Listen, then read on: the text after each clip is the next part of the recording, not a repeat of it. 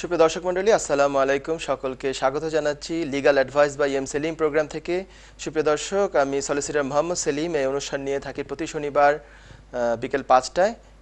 এই অনুষ্ঠান প্রায় 90 মিনিট সম্প্রচারিত হয়, লাইভ প্রচারিত হয় এনটিভি লন্ডন স্টুডিও থেকে। এছাড়া এটি ফেসবুকের মাধ্যমে দেখা যায়, ইউটিউবে পরবর্তীতে আপলোড করা থাকে। এই অনুষ্ঠানটি রিপিট প্রচারিত হয় রবিবার সকাল 7:30টায়। সুপ্রিয় দর্শক, এই অনুষ্ঠানে আমি রেগুলার বেসিসে ফোন কল নিয়ে থাকি। আপনারা ইমেলও করেন, আমি পরবর্তীতে ইমেলগুলো রিপ্লাই দিই। ইমেলগুলো ইদানিং দেখা যাচ্ছে যে সচরাচর আমি লাইভ অনুষ্ঠানে রিপ্লাই দিতে পারছি না, কারণ প্রচুর ফোন কল থাকে। ফোন কল নিয়েই সময় কুলাতে পারি না। প্রচুর ফোন কলার সবসময় লাইনে থাকেন, এবং আমি এটাও দুঃখ প্রকাশ করি অনেকের কাছে যে যারা দীর্ঘ সময় লাইনে থেকেও শেষ পর্যন্ত লাইনটা পানি নাই, দেখা গেছে অনুষ্ঠানটাই শেষ হয়ে গিয়েছে। গত 1-2 অনুষ্ঠান আগে আমি দেখেছিলাম থার্ড সেগমেন্টে একজনের কল আমি নিলাম। উনি বললেন যে উনি ফার্স্ট সেগমেন্টের শুরুর দিকে উনি ফোন লাগিয়েছেন, সেই ফোন উনি সিরিয়ালে আসতে আসতে এতক্ষণ ওনার লেগেছে। তো এটার জন্য এটা আমি মনে করি যে আপনারা ওভারওয়েলমিংলি এই প্রোগ্রামটাকে গ্রহণ করেছেন। এটা একদিকে তো অত্যন্ত ভালো, আর আরেকদিকে হচ্ছে যে যেহেতু আমি সময়ের সংকীর্ণতার জন্য সকলের আনসার দিতে পারি না, সেটার জন্য আমি কিছুটা দুঃখ প্রকাশ করি। গত অনুষ্ঠানে আমি বলেছিলাম যে এই অনুষ্ঠানে আমি এই আগামী জানুয়ারি থেকে কিংবা খুব সহসা যে আপডেটসগুলো এসছে, টিয়ার 4, টিয়ার 2, তারপর আগামীতে আসবে স্কিল্ড ওয়ার্কার, এই জাতীয় এইসব আপডেটস নিয়ে আমি একটা সেগমেন্ট করব। তো আমি ভাবছি যে শুরুতেই এখনই করব, এই সেগমেন্টটা আমি আপডেটস দিব। এই সেগমেন্টটা প্রায় 20 মিনিটের, এই জন্য আমি এটা করব। এখন যারা ফোনে কল করেছেন, আমি জানি অলরেডি কলাররা নাকি লাইনে চলে এসেছেন, আমাকে জানানো হয়েছে। আমি তাদেরকে বলবো যে এই সেগমেন্টে কলটা আমি নিচ্ছি না। আপনারা চাইলে আগামী সেগমেন্টে, সেকেন্ড সেগমেন্ট থেকে আমি কল নিব, সেই সময় করতে পারেন। এটা প্রায় শুরু হবে 5টা 25 মিনিটের দিকে, দ্বিতীয় সেগমেন্টটা। তো আমি কিছু আপডেটস দিচ্ছি এই সেগমেন্টে। আপডেটসের মধ্যে শুরুতেই আমি যেটা বলতে চাই যে টিয়ার 4 নিয়ে কিছু না হয় বলি। প্রথমে টিয়ার 4 5th অক্টোবর তারিখে এই বছরের কিছুটা পরিবর্তন এসছে, আমূল পরিবর্তন এসছে। সেটা যাতে কেউ যাতে মনে না করে। রিজন হচ্ছে, আমি যেটা বুঝতে পারছি বিভিন্ন দিক থেকে, আমি সহ অনেকেই যারা আমরা প্রফেশনাল পিপল, আমরা বুঝতে পারছি যে টিয়ার 4 নিয়ে হয়তোবা অনেকে ভাবছেন যে এখন কি আবার সেই 2009-10 মতো ফ্লাড গেট ওপেন হয়ে যাবে, প্রচুর স্টুডেন্ট আসতে পারবে, হাজার হাজার বা লক্ষ ছাড়িয়ে যাবে সারা বিশ্ব থেকে। সেটা কি হবে নাকি? রিকোয়ারমেন্ট যেভাবে চেঞ্জ করেছে, সেই দিক দিয়ে দেখতে গেলে কিন্তু আমূল যেহেতু পরিবর্তন হয় না রিসেন্ট ইয়ারের থেকে, তাহলে আমার মনে হয় না যে আগের মতো কিছু হবে। আগে লক্ষ্য করে থাকবেন, ওই সময় অনেক কলেজ ছিল সারা ইউকে জুড়ে, হাজার হাজার কলেজ ছিল, ছোট ছোট কলেজ। যে আপনি দেখেন চারিদিকে যারাই এসছি স্টুডেন্ট ভিসায়, বেশিরভাগ আপনি দেখবেন 80-90% আপনি দেখবেন ওই সমস্ত কলেজগুলোতে তখন এসছে। ওই কলেজগুলো থেকে কাজ পাওয়া কিংবা অ্যাডমিশন নেওয়া খুব সহজসাধ্য ছিল। মানে একাডেমিক কোয়ালিফিকেশন দিতে পারলেই কাজ নেওয়া যেত। তো তখন আসলে আর শুরুর দিকে পয়েন্ট বেস সিস্টেমে তারা ঢালাওভাবে ভিসা দিয়েছে, তারা খুব একটা সব কিছু চেকও অনেক সময় করে নাই। তো ওই দিন আবার ফিরে আসবে বলে মনে করার কিন্তু কোনো কারণ নাই। কি পরিবর্তন এসছে তবু আমি যদি বলি টিয়ার 4 এর ব্যাপারে 5th অক্টোবর 2020-তে, সেটা হচ্ছে যে এখন থেকে 1 নাম্বার কথা হচ্ছে যে এখন থেকে চাইলে কলেজ বা ইউনিভার্সিটি বা কলেজ তো এখন ছোট কলেজগুলো তো একদম নাই। আমি যে একটু আগে বললাম যে ওই সময় হাজার হাজার কলেজ ছিল, এখন কিন্তু ওগুলো একটাও নাই। এখন শুধু হচ্ছে যে প্রপার বড় বড় ইউনিভার্সিটিগুলো, যে ইউনিভার্সিটিগুলো সবসময় অনেক যাচাই বাছাই করে স্টুডেন্ট নিয়ে থাকে, সেইগুলো এখন আছে। এখন আর সেই মাস লেভেলে যে আগে, আমি একটা কথা বলি, আগে হোয়াইট চ্যাপেল এরিয়া যদি ধরি বা টাওয়ার হ্যামলেটস যদি ধরি, সেখানে আমার মনে হয় কলেজ ছিল 20-30টা সেই সময়। তো এখন তো ওখানে ওই ধরনের একটা কলেজও নাই। এখন আছে শুধু ইউনিভার্সিটি আছে। টাওয়ার হ্যামলেটসে আমাদের ইউনিভার্সিটি হচ্ছে কি কুইন ম্যারি ইউনিভার্সিটি। তো Queen Mary university and college, এইটা হচ্ছে আন্ডার ইউনিভার্সিটি অফ লন্ডন। আপনি একবার চিন্তা করে দেখুন যে ওই ইউনিভার্সিটিতেই ওই সময় কটা স্টুডেন্ট এসেছিল। অথবা লন্ডন মেট্রোপলিটন ইউনিভার্সিটির 2-1টা ক্যাম্পাস যদি টাওয়ার হ্যামলেটসেও থাকে, ওই সময় ওই 20টা কলেজের এগেইনস্টে কটা স্টুডেন্ট এসেছিল, আর এই একটা বা দুইটা ইউনিভার্সিটিতে কটা স্টুডেন্ট এসেছিল, এইটা একটু স্মরণ করে দেখুন যে তখন তো টিয়ার 4 এত ইজি ছিল, তখনও তো ইউনিভার্সিটিতে এত স্টুডেন্ট আসে নাই। তো এখন তো আর সেই রকম নিশ্চয়ই না। এখন কিন্তু সেরকম মনে করার কোনো কারণ নাই। মানে আমরা যাতে অতিমাত্রায় উৎসাহী হয়ে না উঠি। তো চেঞ্জের ব্যাপারে যদি বলি, চেঞ্জ হচ্ছে যে এক নাম্বার হচ্ছে যে ইউনিভার্সিটিকে আগেও দেয়া ছিল যেই পাওয়ারটা, এখনও সেই পাওয়ারটা আবারও এমফাসাইজ করা হয়েছে যে ইউনিভার্সিটি যদি মনে করে যে তারা তার এই একটা স্টুডেন্টের ইংলিশ ল্যাঙ্গুয়েজের ব্যাপারে স্যাটিসফাইড, তারা ওই ইংলিশের তার যে লেভেল আছে এটা দিয়েই তাকে পড়াতে পারবে এখানে, অথবা এখানে আসার পর একটা ফাউন্ডেশন কোর্স করিয়ে মেইন কোর্সে দিবে, ইংলিশের উপর একটা কোর্স করিয়ে মেইন কোর্সে দিবে, এরকম কোনো কিছু যদি মনে করে ইউনিভার্সিটি তাকে যদি অ্যাডমিশন দেয় তাহলে তাহলে তার কাজ পেতে বা অ্যাডমিশন নিতে অসুবিধা নাই, এবং এইটার বেসিসে সে অ্যাপ্লিকেশনও করতে পারে।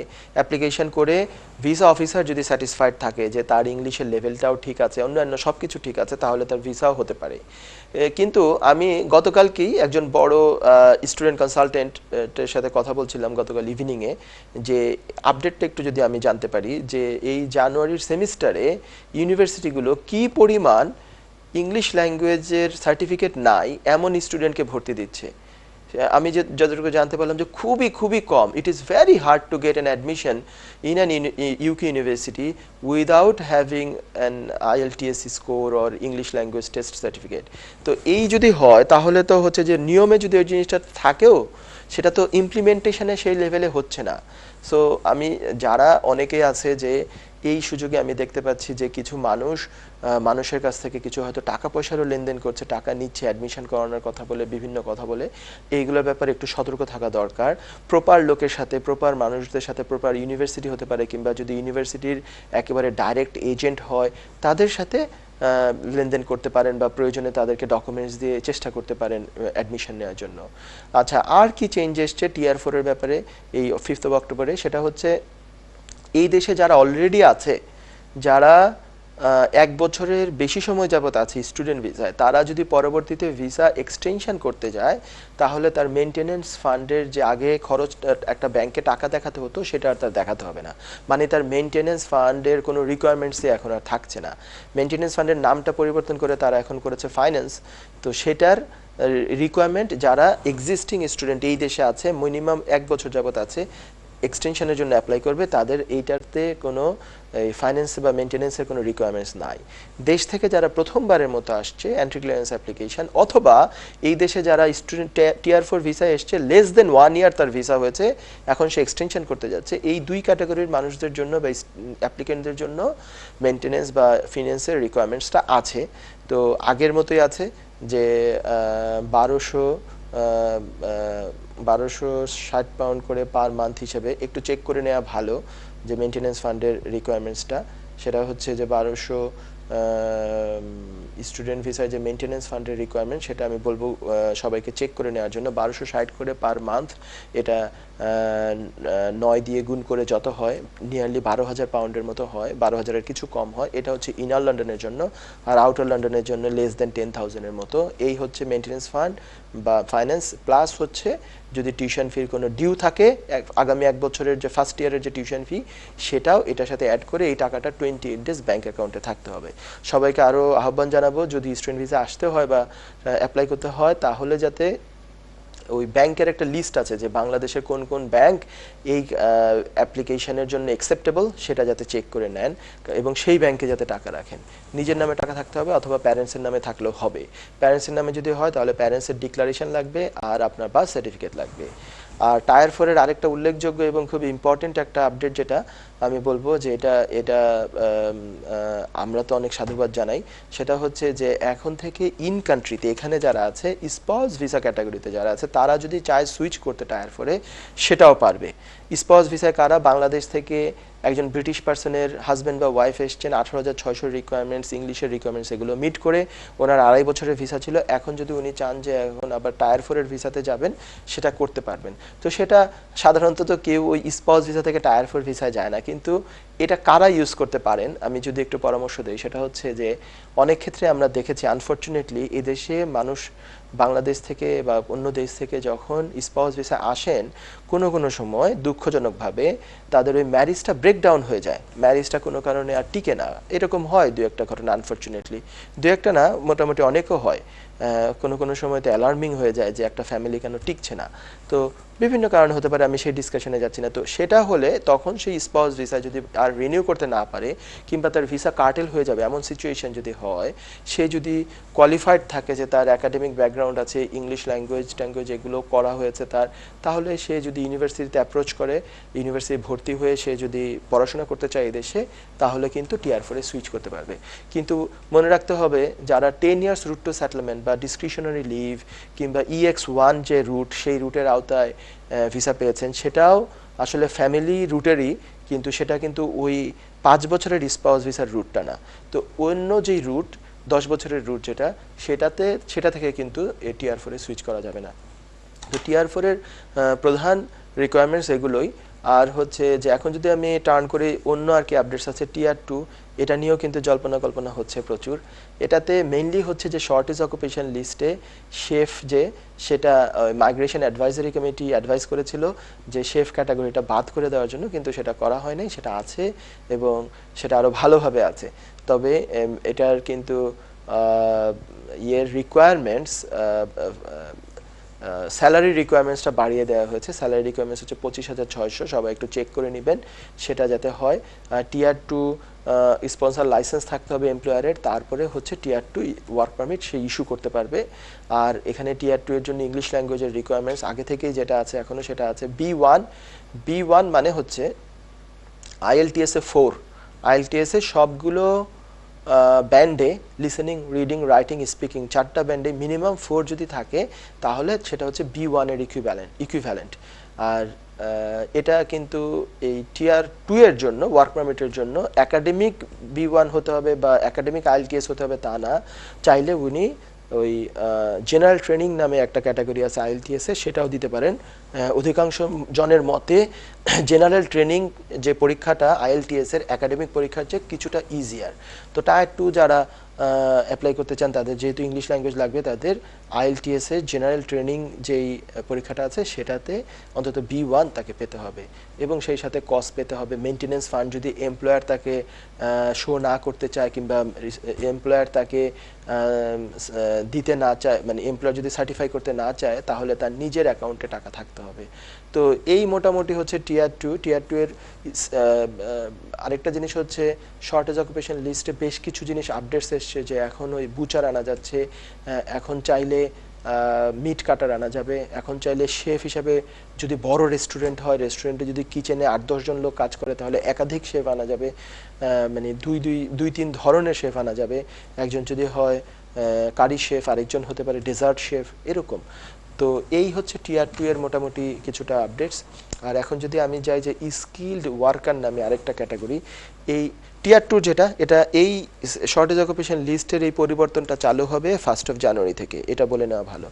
আর হচ্ছে স্কিলড ওয়ার্কার আরেকটা ক্যাটাগরি যেটা ইন্ট্রোডিউসড হতে যাচ্ছে এগেইন 1 জানুয়ারি 2021।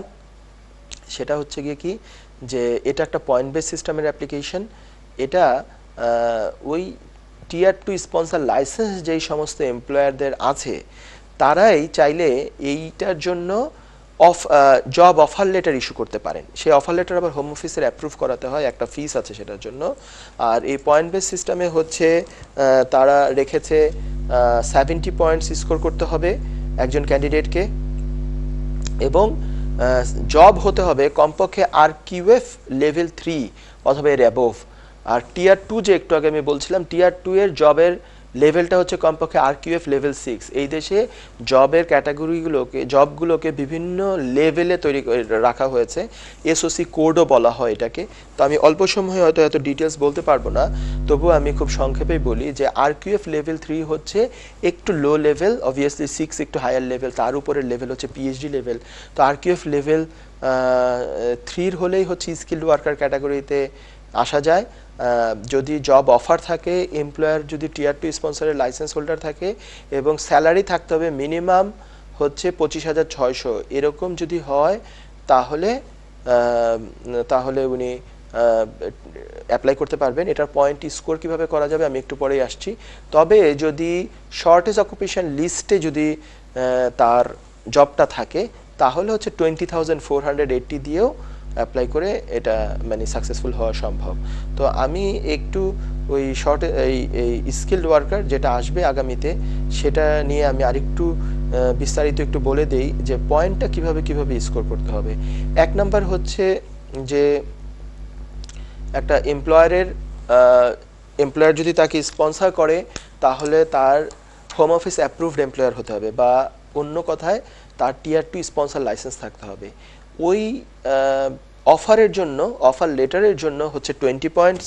তারপরে ওটা যদি আরকিউএফ লেভেল 3 হয় তাহলে হচ্ছে অ্যানাদার 20 পয়েন্টস, এবং যদি স্যালারিটা জাস্ট আমি 1 মিনিটে বলে দিচ্ছি যে রিকোয়ারমেন্টসটা এই 70 পয়েন্টস স্কোরিংয়ের ইয়েটা প্রথমে তো বললাম যে এখানেও কিন্তু ইংলিশ ল্যাঙ্গুয়েজের রিকোয়ারমেন্টস আছে। মিনিমাম রিকোয়ারমেন্টস হচ্ছে B1, একটু আগে যে বলছিলাম B1 মানে হচ্ছে IELTS এ মিনিমাম লেভেল 4। আমি সম্ভবত কোনো এক আগের প্রোগ্রামে, আমি আমার প্রোগ্রামগুলো অনেক সময় আগের প্রোগ্রাম দেখি যে সব ঠিক আছে কিনা, কোনো এক প্রোগ্রামে স্লিপ অফ টাং হিসাবে আমি 4.5 বলেছিলাম, আমি কারেকশন করে নিচ্ছি, এটা কিন্তু 4। তো 70 পয়েন্টস পেতে হবে। এর মধ্যে ম্যান্ডেটরি পয়েন্টস স্কোর হচ্ছে 50 পয়েন্টস, সেটা কি জব অফার থাকতে হবে অ্যাপ্রুভড স্পন্সরের কাছ থেকে, এটা হচ্ছে 20 পয়েন্টস। আর হচ্ছে জব হচ্ছে অ্যাপ্রোপ্রিয়েট স্কিল লেভেল, যেটা হচ্ছে মিনিমাম আরকিউএফ লেভেল 3 সেটার হতে হবে, সেটার জন্য অ্যানাদার 20 পয়েন্টস। ইংলিশ ল্যাঙ্গুয়েজের স্কিল লেভেল হচ্ছে B1, সেটার জন্য হচ্ছে 10 পয়েন্টস। এই 50 একেবারে কনফার্ম পেতেই হবে। এছাড়াও আরও 20 স্কোর করার কয়েক ধরনের অপশান আছে। যদি স্যালারি দিয়ে করতে হয় তাহলে স্যালারি যদি কমপক্ষে 23,040 পাউন্ডের উপরে হয়, কিন্তু 25,600 নিচে, 23,040 থেকে 25,600 এর মধ্যে যদি হয় স্যালারি তাহলে হচ্ছে 10 পয়েন্টস। আর স্যালারি যদি 25,600 বা তার বেশি হয় তাহলে হচ্ছে 20 পয়েন্টস। আবার হেলথ আর এডুকেশন জব ক্যাটাগরি একটা আছে, সেটাতে যদি হয় স্যালারি যদি 20,480 বা তার বেশি হয় তাহলেই 20 পয়েন্টস। এইভাবে এখান থেকে তো কেউ চাইলে স্যালারি যদি তার 25,600 হয়, এখান থেকে তার আরও 20 পয়েন্ট হয়ে গেল, তো তার 70 পয়েন্টস হয়ে গেল। তো উনি পয়েন্ট স্কোর করলেন, ওনার ভিসা হওয়া উচিত যদি অন্যান্য সব কিছু ওনার ঠিক থাকে। যদি ধরে নিলাম কোনো ক্রিমিনাল রেকর্ড ওনার খারাপ না থাকে, আগের কোনো কারণে উনি ইউকে ভিসা ব্যান হয়ে না থাকেন, তাহলে ওনার ভিসা এরকম 70 পয়েন্টস স্কোর করতে পারলে হবে। এছাড়া অন্যান্যভাবেও পয়েন্টস স্কোর করা যাচ্ছে, সেটা হচ্ছে পিএইচডি যদি তার থাকে, রিলেভেন্ট মানে এমন সাবজেক্টে তার পিএইচডি আছে যেটা তার জবের সাথে রিলেভেন্ট, সেটার জন্য 10 পয়েন্টস আছে। PhD in STEM subject, STEM subject মানে আলাদা একটা লিস্ট করেছে তারা, এটা একটু চেক করে দেখতে বলবো সবাইকে, ওটার জন্য হচ্ছে 20 পয়েন্টস। তারপরে জব ইন শর্টেজ অকুপেশন, এটাতে হচ্ছে আবার 20 points. Applicant in new entrant to labour market, এখানে হচ্ছে আবার 20 পয়েন্টস। তো এইভাবে করে টোটাল 70 পয়েন্টস স্কোর করা যেতে পারে। তো মূলত হচ্ছে যে প্রথম 50 পয়েন্ট আমি একটু আগে জানালাম যে কিভাবে হয়, সেটা একটু খেয়াল রাখতে হবে যে জব অফার থাকতে হবে অ্যাপ্রুভড স্পন্সরের কাছ থেকে, ওখানে 20 পয়েন্টস। অ্যাপ্রোপ্রিয়েট স্কিল লেভেলের হতে হবে, সেখানে 20 points. English language level B1 এর সেখানে হতে হবে 10 পয়েন্টস।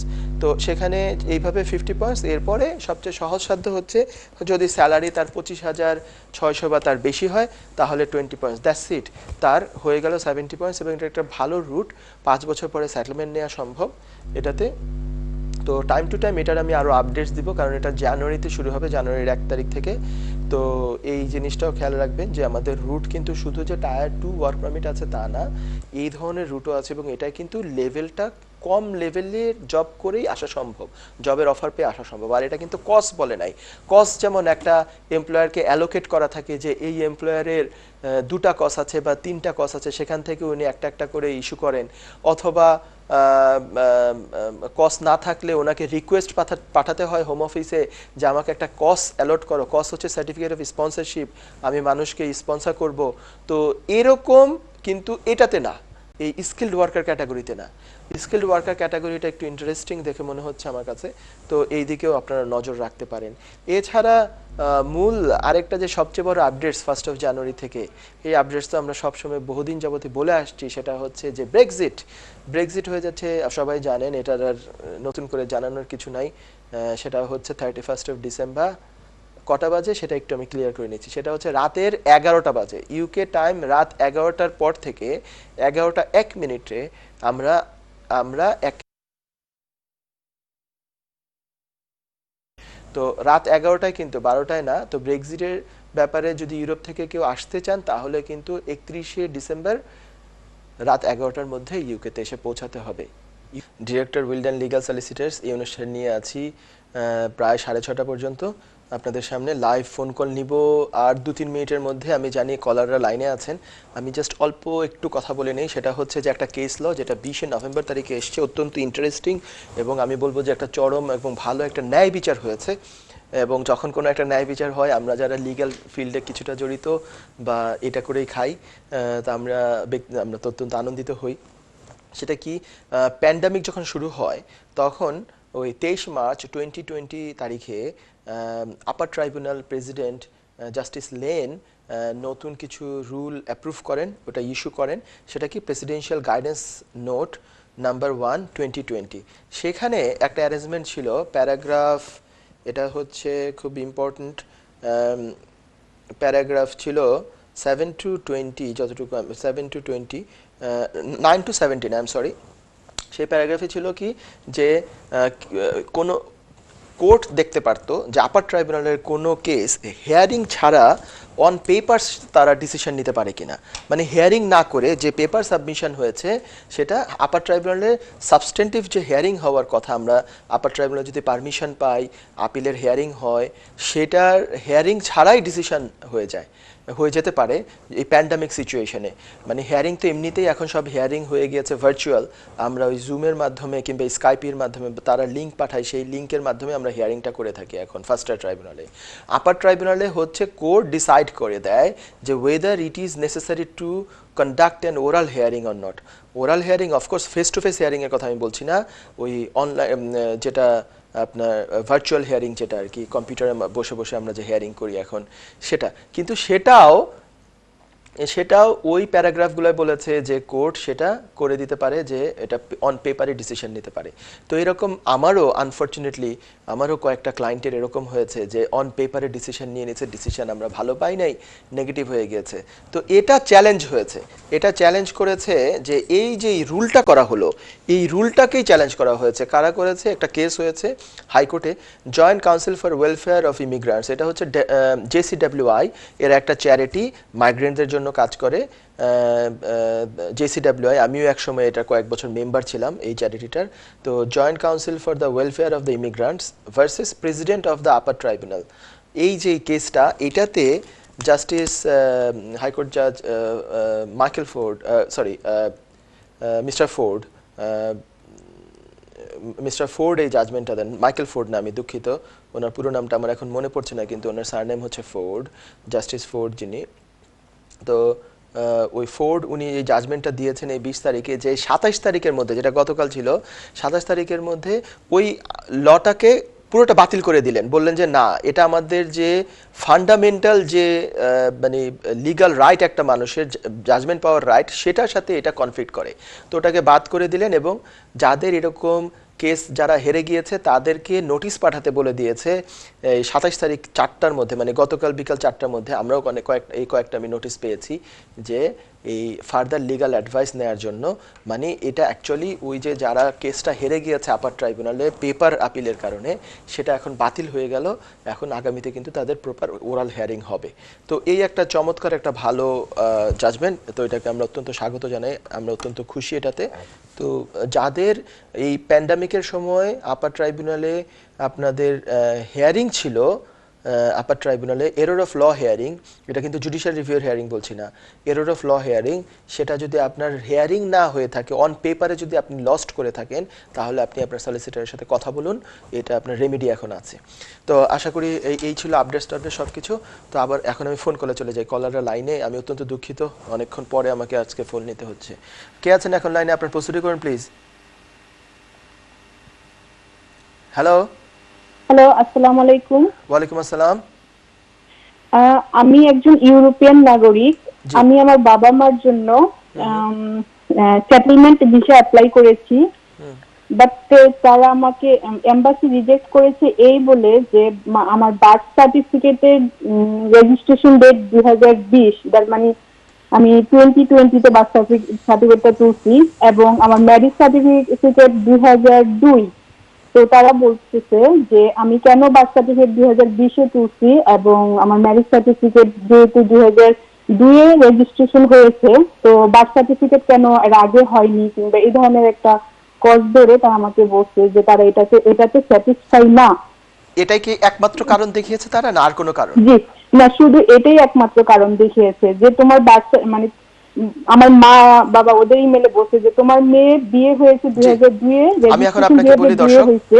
আমি তো আমি প্রশ্নটা বুঝে গিয়েছি। আপনি যেহেতু বলেছেন এটাই একমাত্র কারণ, আমি এটা একটু ডিল করি, আপনি শুনুন। সেটা হচ্ছে যে আপনার আমি হলে হয়তো একটু ভালো হতো যদি আপনি লিগ্যাল অ্যাডভাইসটা আগে নিতেন অ্যাপ্লিকেশন করার আগে। যাদের এখন মাত্র বার্থ সার্টিফিকেট যারা ইস্যু করে তারা মানে এই খুব রিসেন্টলি যে অ্যাপ্লিকেশন করার কিছু আগে বার্থ সার্টিফিকেট ইস্যু করে সেই সার্টিফিকেট জমা দেয়, হোম অফিস বা এমবাসি এটা বলে যে এই বার্থ সার্টিফিকেট তুমি ইস্যু করিয়েছো শুধুমাত্র এই ভিসা অ্যাপ্লিকেশন করার পারপাসে। তোমার জন্ম হয়েছে 20-30 বছর আগে, 25-30 বছর আগে, 40 বছর আগে, তখনকার কেন বার্থ সার্টিফিকেট নেওয়া হয় নাই? এটা আমি মানি, বাংলাদেশে আগে অনেক আগের মানুষদের বার্থ সার্টিফিকেট নেওয়া লাগতো না বা প্রয়োজন ছাড়া তারা উঠাতেন না। তো কিন্তু ওরাই এক্সকিউজটা ধরে যে এমনও তো হতে পারে, মানে ওরা ইনডাইরেক্টলি বলছে, আমি আপনাকে বলছি যুক্তি দিয়ে, যে এমনও তো হতে পারে আমি যেহেতু বাংলাদেশে বার্থ সার্টিফিকেট বের করা খুব সহজ, আমি যে যদি বলি আমার নাম এই, বাবার নাম এই, আমাকে একটা বার্থ সার্টিফিকেট দেন, মায়ের নামে এই এই অ্যাড্রেস, এত তারিখে আমার জন্ম, চেয়ারম্যান অফিস কিংবা সিটি কর্পোরেশন তারা কিন্তু খুব সহজেই এন্ট্রি করে বার্থ সার্টিফিকেট দিয়ে দেয়। তাদের একটা ফিস থাকে, কোনো কোনো সময় কিছু উপরি টাকা দিলে আরও তাড়াতাড়ি দিয়ে দেয়। তো এটা বাংলাদেশের ব্যাপার। আমি সেটা সেটা এরা বলে যেটা সেলফ সার্টিফাইড। যেমন এই দেশে বাচ্চা একটা জন্ম নিলে হসপিটাল থেকে তার ডকুমেন্টস যায় কাউন্সিলে, কাউন্সিলে ওই লোকটা যিনি বাবা বা মা তারা যদি যোগাযোগ করে তারা তখন বার্থ সার্টিফিকেট উঠায়। মানে এটা কি হসপিটাল তাকে আগে জানাতে হবে, আদারওয়াইজ কেউ গিয়ে বললে বার্থ সার্টিফিকেট দিবে না। বাংলাদেশে তো সেই প্রক্রিয়াটা নাই। তো এটা হচ্ছে যে চাইলে কিন্তু এখানে একটা অসৎ উপায় অবলম্বনের অপশন থাকে। কি, আমি যদি এখন একটা বার্থ সার্টিফিকেট বানালাম আমার বাবা মার নাম দিয়ে, কিন্তু একটা অন্য মানুষকে আমি করে ফেললাম আমার বাবা মা দেখিয়ে, আমি এখন ভিসা অ্যাপ্লাই করে যদি ভিসা হয় তাদেরকে নিয়ে আসলাম, তাহলে এটা একটা দুর্নীতির একটা সুযোগ থেকে যাচ্ছে। তো ওরা বলছে যে এই বার্থ সার্টিফিকেটটা আমরা মাত্র এখন উঠিয়েছেন, আমরা বিলিভ করি না যে রিলেশনশিপ এটা জেনুইন। তো এটা অনেক সময় এটা বলে। তো এটা যদি আরো আগে আমি শুনতাম বা আরো একটা কোনো লয়ার শুনতেন তাহলে হয়তো আপনাকে পরামর্শ দিতেন যে এখন এই নতুন করে বার্থ সার্টিফিকেট উঠিয়ে আপনার কোনো লাভ নাই, আপনি বরঞ্চ ডিএনএ টেস্ট করান। ডিএনএ টেস্ট করালে এখানে হোম অফিসের অ্যাপ্রুভড যে ডিএনএ টেস্ট প্রোভাইডার আছে তাদেরকে দিয়ে যদি আপনি ডিএনএ টেস্ট করাতেন তাহলে হচ্ছে যে এই যে অ্যাপ্লিকেশন করে আপনি হয়তো কয়েক সপ্তাহ পরে ডিসিশন পেয়েছেন, এতদিনে ডিএনএ টেস্টটা হয়ে যেত, অ্যাপ্লিকেশনটা কয়েকটা সপ্তাহ পরে করতেন ডিএনএ টেস্টের রিপোর্টটা পাওয়ার পরে, কিন্তু আপনাদের এই রিলেশনশিপ নিয়ে আপনার বাবা মা ওনারাই যে আপনার বাবা মা এটা নিয়ে আর কোনো ডাউট থাকতো না। আজকে এই যে একটা গ্রাউন্ডে যে রিফিউজ করলো সেই গ্রাউন্ডটা আর তখন থাকতো না, মানে আপনার অন্য গ্রাউন্ডে তারা স্যাটিসফাইড হতো কিন্তু এই রিলেশনশিপটা নিয়েই তারা স্যাটিসফাইড না। তবু আমি আপনাকে বলবো এখনো সময় আছে, ইমার্জেন্সি বেসিসে আপনি ডিএনএ টেস্ট করাতে পারেন, অথবা আপনি যদি মনে করেন যে 31শে ডিসেম্বরের ভিতরে তো অ্যাপ্লাই করতে হবে, ডিএনএ টেস্ট করে অ্যাপ্লিকেশন করা সম্ভব না, তাহলে এখানে আপনার আপিলের রাইট আছে। আপনি আপিলটা করে ফেলেন 28 দিনের মধ্যে। আপিলের হিয়ারিং হওয়ার আগে, হিয়ারিং হতে হতে 6 মাস 8 মাস 9 মাস লাগবে, বাই দ্যাট টাইম আপনি ডিএনএ টেস্ট করে ফেলবেন। ডিএনএ টেস্ট করে ডিএনএ টেস্ট রিপোর্ট সহ আপিলটা আপনি লড়বেন। তখন আর বার্থ সার্টিফিকেট এখানে হচ্ছে যে প্রমাণ করতে হবে যে ওনারা আপনার বাবা মা, বার্থ সার্টিফিকেট দিয়েও করা সম্ভব, ডিএনএ টেস্ট রিপোর্ট দিয়েও করা সম্ভব। তো ডিএনএটা যখন এই ইউকের ল্যাবরেটরি থেকে করা হয়, হোম অফিসের অ্যাপ্রুভড ল্যাবরেটরি থেকে করা হয়, এটা চ্যালেঞ্জ করার আর কোনো সুযোগ নাই, কারণ এটা তো হোম অফিসের অ্যাপ্রুভড ল্যাবরেটরি এবং এটা তো আপনার মাস্ট, এই ডিএনএটা এটাতে প্রুভ হয় যে এনারা আপনার বাবা মা। তো এই বার্থ সার্টিফিকেট দিয়ে আপনার কোর্টে উইন করাটা ডিফিকাল্ট হবে। আমি আপনাকে পরামর্শ দেবো এখন ডিএনএ টেস্ট করে আপিলটা লড়ার জন্য। আর যদি ডিএনএ টেস্ট অতি শীঘ্র করাতে পারেন, 2-1 সপ্তাহ সময়ের মধ্যে করা যায়, আমার মনে হয় খুব অসম্ভব এটা। রিজন হচ্ছে এখান থেকে কিট যায় বাংলাদেশে, সেখানে ডিএনএ স্যাম্পল নেওয়া হয়, ওই কিট আবার আসে এখানে, এইটা নিয়ে 3-4 উইকস কমপক্ষে লেগে যায় যতই আপনি ফাস্ট করানোর চেষ্টা করেন না কেন। 3-4 উইকস পরে তো আপনার ক্রিসমাসের হলিডেই চলে আসবে, তো আপনি জমা দিবেন কিভাবে? তো আপনি চাইলে এই দুটো জিনিস একটু চিন্তা ভাবনা করে আপিল করে আপিলে এটার জন্য চেষ্টা করতে পারেন। আশা করি আপনি একটা পরামর্শ আপনি পেয়েছেন আমার কাছ থেকে। আমি চলে যাই পরবর্তী কলারের কাছে। কে আছেন এখন লাইনে? আপনার প্রশ্নটি করুন প্লিজ। হ্যালো। ওয়ালাইকুম। ওয়ালাইকুম আসসালাম। ভাই আমি স্টুডিও সলিসিটর চালাচ্ছি। জি, স্টুডিওতে কথা বলছেন। আমি সলিসিটর সেলিম বলছি, আপনি বলুন। আচ্ছা ভাই, আমার একটা কোয়েশ্চেন নেই, আমি মানে সেলফ এমপ্লয়, আমার মানে সল্টের একটা কোম্পানি আছে, স্মল কোম্পানি আর কি। কোম্পানি বলতে লিমিটেড কোম্পানি? সোল ট্রেডার তো হচ্ছে জাস্ট লিমিটেড কোম্পানি না, নিজেই নিজের বিজনেস করে। জি নিজে নিজে বিজনেস মানে করি। লিমিটেড না, কোম্পানি নাই আপনার। জি আচ্ছা আচ্ছা, এটা সল্টের আর থাকি। জি, তো ওই যে জি, তো আমি আমার প্রশ্ন জানবো, এই যে ভিসা আছে যে এটার লাগি অ্যাপ্লাই করা যায় না আমরা কোম্পানি থেকে? এগেইন এটা কিন্তু কোম্পানি না, এটা সোল ট্রেডার। এবং এটা যদি একটা ভালো বিজনেস থাকে, ভালো ট্রানজ্যাকশনস থাকে, ভিএটি রেজিস্টার্ড থাকে, এবং দেখা যায় যে টার্নওভারও ভালো, এবং যদি নিড থাকে আপনার এই যে বিদেশি ওয়ার্কারের, বা এই দেশ জি। থেকে আপনি ওয়ার্কার পাচ্ছেন না, আপনি প্রথমে লাইসেন্সের অ্যাপ্লিকেশন করে লাইসেন্স নিতে পারেন। রিকোয়ারমেন্টসের ভিতরে এভাবে বলা নাই যে শুধুমাত্র লিমিটেড কোম্পানি হতে হবে। সোল ট্রেডার আচ্ছা। সোল ট্রেডার বিজনেস যারা, সেগুলো দিয়েও অ্যাপ্লিকেশন করা যায়। বাট তা জাস্টিফাই করতে হবে যে এই বিজনেসটার সত্যি সত্যি বিদেশি লোক দরকার, বা বিজনেসটা গ্রো করতে হলে আমার একটা লোক দরকার, যে এই লোকটা স্কিলড হবে বা এরকম হবে, আমি এখান থেকে লোক পাচ্ছি না। এবং অন্যান্য যাবতীয় যত ডকুমেন্ট সেগুলো তো লাগবে, অ্যাকাউন্টস লাগবে, তারপরে আপনার অন্যান্য যে লিজের ডকুমেন্টস থাকলে সেটা লাগবে, লাস্ট 12 মান্থসের ব্যাংক স্টেটমেন্টস লাগবে, ভিএটি রেজিস্ট্রেশন সার্টিফিকেট থাকলে সেটা লাগবে, এমপ্লয়ার্স লায়াবিলিটি ইন্স্যুরেন্স লাগবে। ঠিক আছে, আচ্ছা আচ্ছা আচ্ছা আচ্ছা। লাইসেন্স করার জন্য আগে লাইসেন্স, আচ্ছা। তারপরে আপনি কাউকে স্পন্সর করা। ঠিক আছে, আচ্ছা, আর কোনো প্রশ্ন দর্শক? Thank you. Thank you very much. আমি চলে যাই পরবর্তী কলারের কাছে। কে আছেন লাইনে? আপনার প্রশ্ন করুন প্লিজ। হ্যালো, আসসালামু আলাইকুম। ওয়ালাইকুম আসসালাম। যে আমি আমার 3টা প্রশ্ন দেখাইতাম আসলাম আপনার কাছে। জি, প্রশ্ন করেন, একটু জোরে বলবেন প্লিজ দর্শক। যে খুব আস্তে আমার শুনবেন। ওয়াইফ আইছে ওদের সব মার্চ, তাই যেমন প্রেগনেন্ট আর কি। তো তাই যেমন তো ইংলিশ ক্লাস আরম্ভ করছই না আর কি, যে ইসলো বাওতা জিও করার লাগে আর কি, আবো কারণ লকডাউন তো নাই হলতা।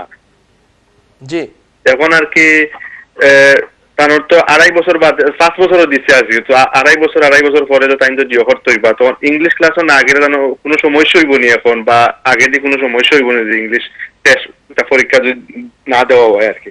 উনি তো মাত্র মার্চে এসছেন, ওনার ভিসা নিশ্চয়ই আরো প্রায় দীর্ঘ সময় আছে, নিয়ারলি 2 বছরের ভিসা এখনো আছে দর্শক, তাই না? মার্চে কি উনি প্রথমবারের মতো এসছেন? জি, উনি মার্চে আসছেন, এই প্রথম মার্চ ইউকে, বাংলাদেশ থেকে ইউকে তে মার্চেই আসছেন, এর আগে তো আসেন না উনি। মানে না আমার তাই আড়াই ওদের বছরের সাথে time শুরু হয়েছে কবে মার্চ থেকে? আইছেন তাই।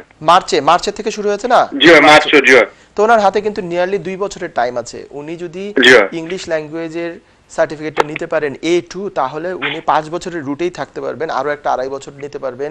এবং আপনাদের মেইনটেনেন্স ফান্ডের, সরি, আপনাদের ইনকাম রিকোয়ারমেন্টস যদি ঠিকঠাক থাকে, আপনাদের যদি রিলেশনশিপ ঠিকঠাক থাকে, একসাথে থাকেন, কোহাবিটেশনের প্রুফ থাকে, তাহলে আপনি আরো একটা 2.5 বছরের ওনার সুন্দর মতো করিয়ে টোটাল 5 বছর কমপ্লিট করে সেটেলমেন্ট নিতে পারবেন। কিন্তু A2 ওনার সার্টিফিকেট লাগবে, তো ওনার হাতে কিন্তু বেশ সময় আছে। তো উনি চাইলে আস্তে আস্তে করতে পারেন, এখনো 2 বছরের কাছাকাছি মনে হয় ওনার সময় এখনো বাকি আছে। ঠিক আছে, এমন কোনো রাশ এখন নাই, এটাই আমি দেখতে পাচ্ছি। উনি আর একটা প্রশ্ন হইলো, ওনার যে উনি আমি প্রেগন্যান্ট। কি তো ম্যাটারনিটি অ্যালাউন্স বা একটা ম্যাটারনিটি গ্রান্ট যে কয়েক টাইম লইতাম পারমুনি আর লইলে আরেকবার বলেন কি বললেন? 2.5 বছর 5 বছর যে লিগ্যালি জিও করছে না, 10 বছরও নিব গীতা লইলে আর কি। আরেকবার বলেন প্রশ্নটা, আমি কিছুটা মিস করেছি। আমি ম্যাটারনিটি অ্যালাউন্স লইতাম আসলাম, প্লাস ম্যাটারনিটি গ্রান্ট একটা হয় না প্রেগন্যান্সি উইমেনদের যেতে। খুব আস্তে শুনতে পাচ্ছি, আবার বলবেন দর্শক? আমি কইলাম ওই যে ম্যাটারনিটি অ্যালাউন্স যে ম্যাটারনিটি অ্যালাউন্স, জি যে ওটা আমি লইতাম আসলাম, তো এটা লইলে তারা কোনো সমস্যা হইব নি, বা লিগ্যালি কোনো সমস্যা হইব নি, বা মানে যে 5 বছরের রোটো দিচ্ছে এটা 10 ইয়ার্স রোটো নিব কি না 5 বছর রোটো তাবো তানোর, বা কোনো সমস্যা হইব আগে? ম্যাটারনিটি অ্যালাউন্স আপনি তো আপনার জন্য না ওনার জন্য? না, তো আমার ওয়াইফের জন্য। আপনি বললেন যে আপনি নিতে চাচ্ছেন না, আপনার ওয়াইফ যদি নিতে পারেন ম্যাটারনিটি অ্যালাউন্স, তাতে কোনো রকমের সমস্যা নাই। কারণ ম্যাটারনিটি অ্যালাউন্স একটা বেনিফিট না, মানে বেনিফিট কি কি জিনিসটাকে বেনিফিট বলা হয় সেটার একটা লিস্ট আছে, যে কোন কোন বেনিফিটগুলো পাবলিক ফান্ড, সেটার একটা লিস্ট আছে। ম্যাটারনিটি অ্যালাউন্স কিন্তু একটা পাবলিক ফান্ড না, পাবলিক ফান্ড হিসাবে যায় না। ঠিক আছে, এবং ম্যাটারনিটি অ্যালাউন্স নিলে, কিংবা এমন কি এখন যদি আপনি পাবলিক ফান্ডে যানও, আপনি যদি কোনো বেনিফিট নেনও, আপনার অ্যাপ্লিকেশন, আপনার ওয়াইফের এক্সটেনশন অ্যাপ্লিকেশন করার 6-7 মাস আগ থেকে যদি আপনি আবার বেনিফিট স্টপ করে দিয়ে ভালোভাবে কাজ ধরেন, 18,600 ইনকাম থাকে আপনার, আপনার কিন্তু ভিসা, ওনার ভিসা এক্সটেনশন করাতে কিন্তু কোনো অসুবিধা নাই। ঠিক আছে, জি। তো তো তার মানে ম্যাটারনিটি লিভ উনি নেন, উনি যদি মানে ওনার যদি রাইট থাকে ক্লেম করার, উনি নিতে পারেন, কোনো অসুবিধা নাই। এটা কিন্তু বেনিফিট পর্যায়ে ওর আমি ডাক্তারও গেছি, তারা কইছে আর প্লাস আরো একটা বেবি ফুডর লাগি যে একটা অ্যালাউন্স আছে বলে সরকারের একটা বক্স হয় আর কি, একটা বেবি বক্স আর কি। জি নিতে পারেন, এগুলো নিতে পারেন, এগুলো একটাও বেনিফিট না, উনি এগুলোর জন্য এলিজিবল। কিন্তু সেই সাথে আপনার বাচ্চাটাও হবে ব্রিটিশ, আপনি হচ্ছেন ব্রিটিশ, তাই না? জি এগুলো নিতে পারেন। এরপরে 3 নম্বর প্রশ্ন কি আপনার? 3টা করে বলেছেন। আচ্ছা, আমি কাউন্সিলর গড় অ্যাপ্লাই করতাম পারবো নি? জি পারবেন। করলে তার কোনো সমস্যা হইব না? পারবেন, কোনো সমস্যা হবে না। কাউন্সিলের ঘর যেহেতু আপনি ব্রিটিশ, আপনার রাইটে পারবেন। ওখানে হ্যাঁ থাকবে, লেখা থাকবে যে ওইখানে আর কে থাকবে, তার লিগ্যাল ইমিগ্রেশন স্ট্যাটাস কি, ওগুলো আপনি দিবেন। এটা কিন্তু ক্লেমেন্ট উনি না, ক্লেমেন্ট আপনি, ঠিক আছে? এবং আপনি এটা অ্যাপ্লাই করতে পারবেন। তবে ওনার ডিটেলসটা দিতে হবে, আপনি ওটা হেজিটেট করবেন না দিতে, কোনো লুকানোর কিছু নাই, আপনি ঠিকঠাক মতো দিবেন। এটা ওনার ভিসা এক্সটেনশন করাতে কোনো রকম অসুবিধা হবে না। থ্যাংক ইউ দর্শক। আচ্ছা, ওকে। আমি চলে যাই পরবর্তী কলারের কাছে। কে আছেন লাইনে? আপনার প্রশ্ন করুন please. Hello, next collar please.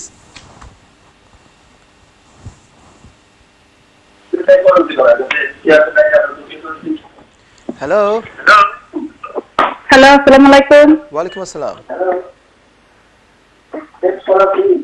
Hello দর্শক, আপনার প্রশ্নটি করুন, আপনি লাইভে চলে এসেছেন। হ্যালো দর্শক, আপনি মনে হয় টিভি ফলো করছেন। আপনি টিভির সাউন্ড সম্পূর্ণ বন্ধ করে শুধু ফোনে আমার সাথে কথা বলুন, অথবা ভিন্ন ঘরে গিয়ে কথা বলুন।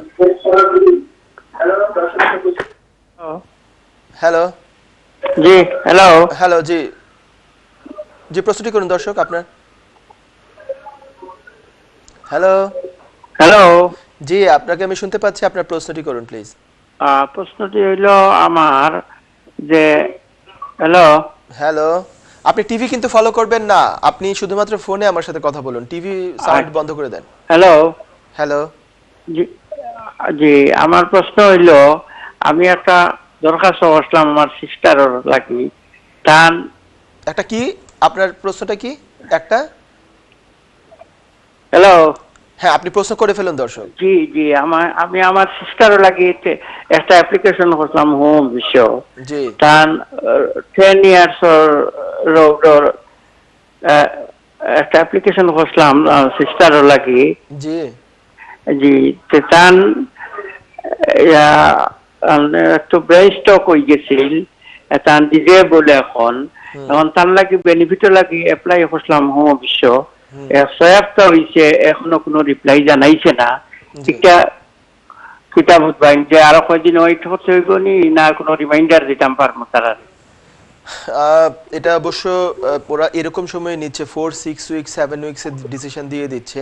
রিমাইন্ড দেওয়ার কিছু নাই, যে কোনো সময় ডিসিশন আসবে বলে আর কি আমার বিশ্বাস। কারণ 6 উইকস যদি হয়ে থাকে, ডকুমেন্টসগুলো পাঠিয়েছেন, ডকুমেন্টস ইমেল করে, ইমেলে একটা আপলোড করা লাগে, করেছেন দর্শক?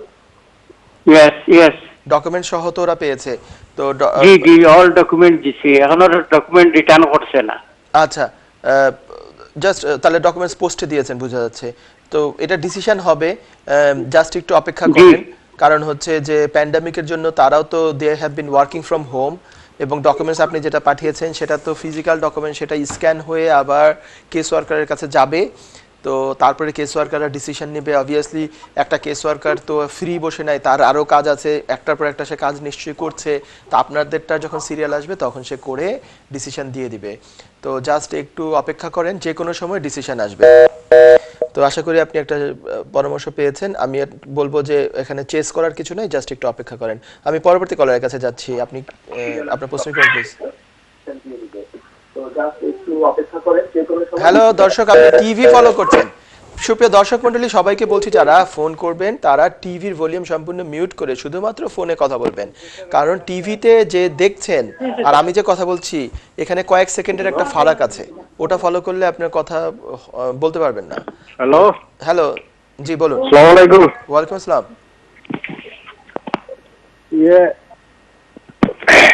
আচ্ছা, আমি ইনভেস্টর যে যারা নতুন আইছে মনে করেন অন্যান্য দেশ থেকে, তারা তো অ্যাপ্লাই করে দেয় হ্যাবিচুয়াল রেসিডেন্ট টেস্ট, এটা হইয়া এটা ক্লোজ করে দেয়, এটা পরে এটা কিটা করা? এটা যিনি আসছেন দেশ থেকে হুম। ওনার স্ট্যাটাস কি? ওনার স্ট্যাটাস তো সেটেল পারসন না, তাই না? না উনি স্প্যানিশ, বাচ্চারাও স্প্যানিশ। ওনার হ্যাবিচুয়াল যে টেস্ট এটা তো মিট করতে হবে, এটা মিট না করলে ইয়া দেওয়ার কথা না আর কি। তো এটা এখন আমি বলবো যে এখন কাজ ধরার জন্য কাজ টাজ করে কয়েক মাস পরে যদি কাজ কোনো কারণে চলে যায় তারপরে আবার ইউনিভার্সাল ক্রেডিটে যেতে পারেন। ইউনিভার্সাল ক্রেডিটে ও কতদিন? জি, আসার সাথে সাথে হ্যাবিচুয়াল টেস্টও মিট করবে না তো তারা।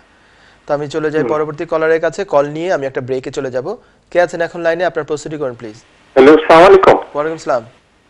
আচ্ছা ভাই, আমি জানতে চাই, আমার একজন সিস্টারে বাংলাদেশ থেকে আনতাম আমি হোম কেয়ারে, তো তার কি কি জিনিসের দরকার এটা তো বলতে পারেন কি আমাকে?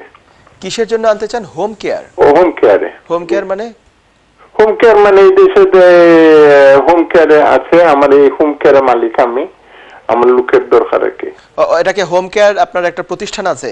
জি, আমার আপনি একটা কেয়ারার প্রতিষ্ঠান সাপ্লাই আছে। করেন বিভিন্ন জায়গায়, কিংবা আপনার এখানে আপনার ওই যে বয়স্ক যারা জি জি জি, বয়স্ক যারা ওদের তারা look after থাকেন? করার জন্য। তাহলে ভালো প্রশ্ন, আমি এটার উত্তরটা দিব। আমাকে যেতে হবে একটা ব্রেকে, আপনি চোখ রাখুন।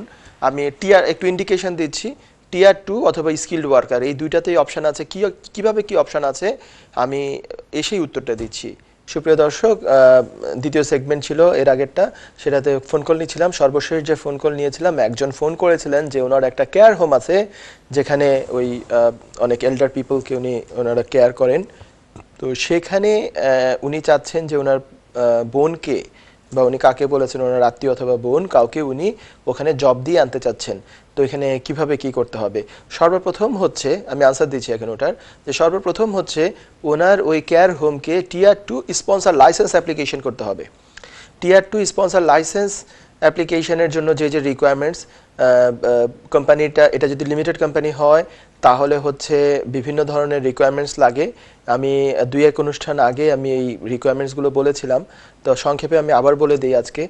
কোম্পানিটা যদি 18 মাসের চেয়ে বেশি পুরাতন হয়, আমি আশা করছি এটা সেরকম, মানে অন্তত 1.5 বছরের পুরনো, সেটার জন্য বেশ কিছু রিকোয়ারমেন্টস আছে। সেটা হচ্ছে যে প্রথমে হচ্ছে এমপ্লয়ার্স লাইবিলিটি ইন্স্যুরেন্স কমপক্ষে 5 মিলিয়ন পাউন্ডের হতে হবে।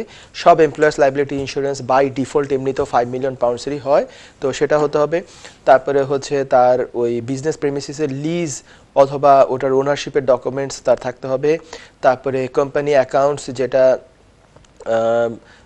কোনো অ্যাকাউন্টেন্টের দ্বারা তৈরি করা হতে হবে, এবং সেটা সেই অ্যাকাউন্টেন্ট হচ্ছে রেজিস্টার্ড হতে হবে, আইদার এসিসিএ অথবা এসিএ বা কোনো প্রফেশনাল বডিতে রেজিস্টার্ড কোনো অ্যাকাউন্টেন্ট হতে হবে।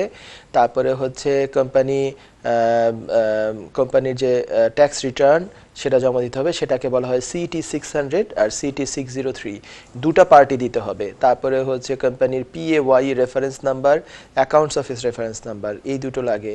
তারপরে হচ্ছে যদি এই কোম্পানির ভিএটি থাকে, ভিএটি রেজিস্টার্ড, আমি জানি না কেয়ার হোমের ভিএটি আছে কিনা আছে, তাদের ইনকামটা তো ডিফারেন্ট অ্যাঙ্গেলে আসে, ফান্ড পায় ওনারা, বা ওনারা গ্রান্ট পেতে থাকেন বা ফান্ড পেতে থাকেন সরকারের কাছ থেকে।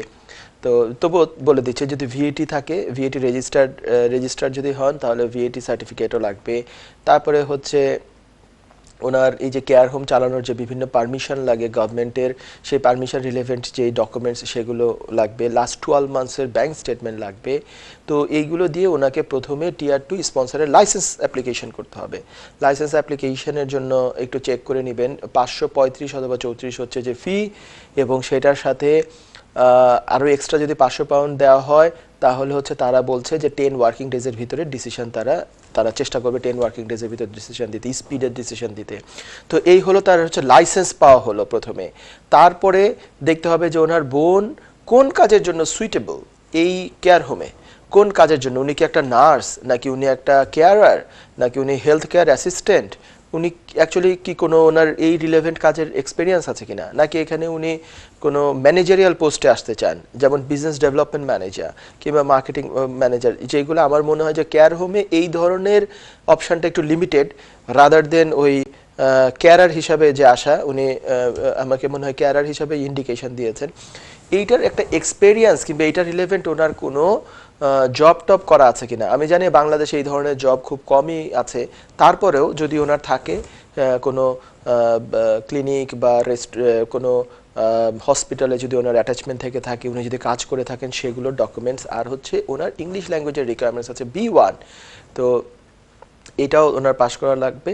আর যদি উনি এই ভাই যিনি ফোন করেছিলেন ওনার এই কোম্পানির লাইসেন্স পাওয়ার পরে যদি A রেটেড স্পন্সর হয়ে যান, লাইসেন্স দুই ধরনের হয়, A rated sponsor, B rated sponsor. A rated sponsor হলে তাহলে মেইনটেনেন্স ফান্ডের রিকোয়ারমেন্ট সহ স্পন্সর করা যায়, সেটা করতে পারেন। আদারওয়াইজ মেইনটেনেন্স ফান্ড ওনার বোনের প্রায় 3200 পাউন্ডের মতো এই টাকাটা অ্যাকাউন্টে থাকতে হবে ফর 3 মান্থস।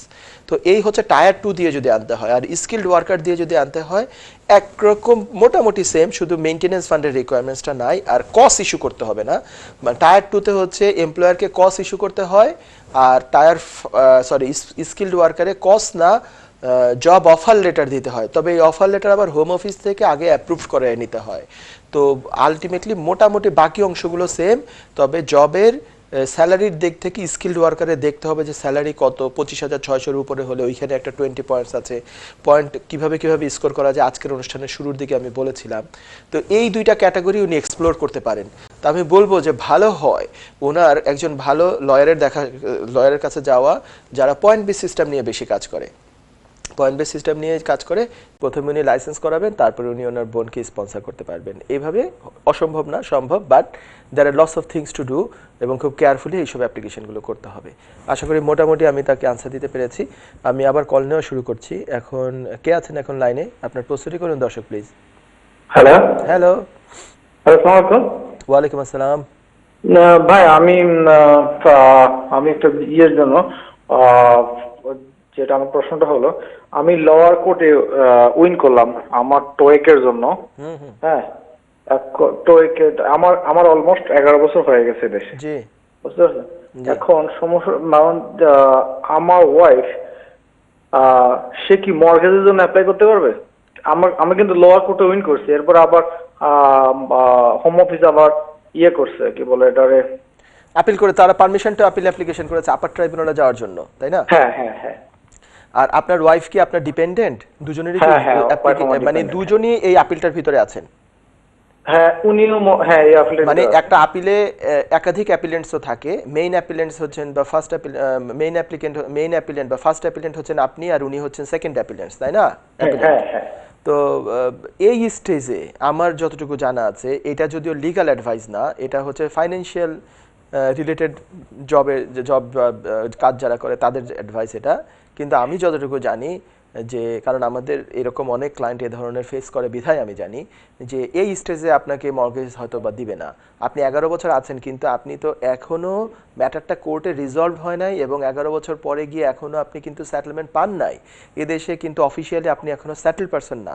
আপনি ফার্স্ট ট্রাইব্যুনালে উইন করেছেন, দ্যাটস ফাইন, বাট আপার ট্রাইব্যুনালে যেহেতু ওরা পারমিশন অ্যাপ্লিকেশন করেছে, পারমিশন তো ওরা পেতে পারে।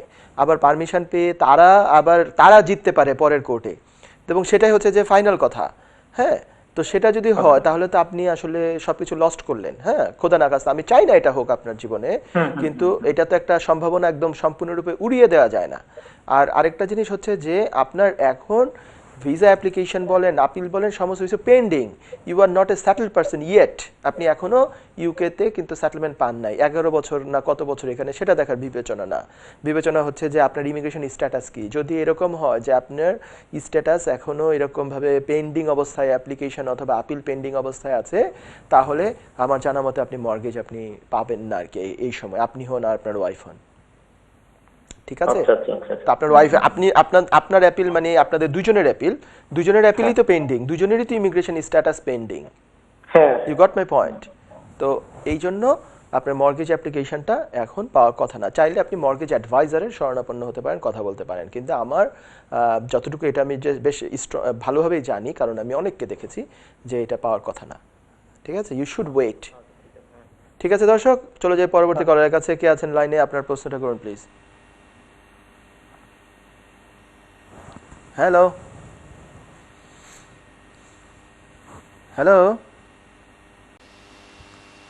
Next collar please. হ্যালো, দর্শক কি শুনতে পাচ্ছেন আমাকে? হ্যালো হ্যালো, আসসালামু আলাইকুম। ওয়ালাইকুম আসসালাম। ভাই, আমার একটা প্রশ্ন। জি আমি 2014-এ এখানে আসছি বাংলাদেশ থেকে, এবং আমার হাজবেন্ড আসছে ইউরোপ থেকে। জি আর আমার দুই বাচ্চা নিয়ে আসছি এখানে। আপনার বাচ্চা কি হয়েছে?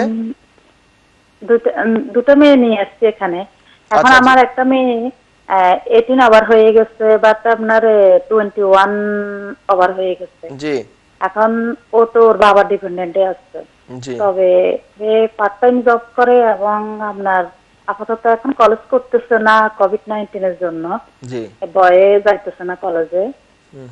এখন ওরে আমরা বিয়ে দিব, বুঝছেন, জি। বাংলাদেশে নিয়ে বিয়ে দিব। এখন বিয়ে দিতে হইলে ওর বাবার ডিপেন্ডেন্ট যে আছে, জি এখন আমি এটা কিভাবে কি করতে হবে?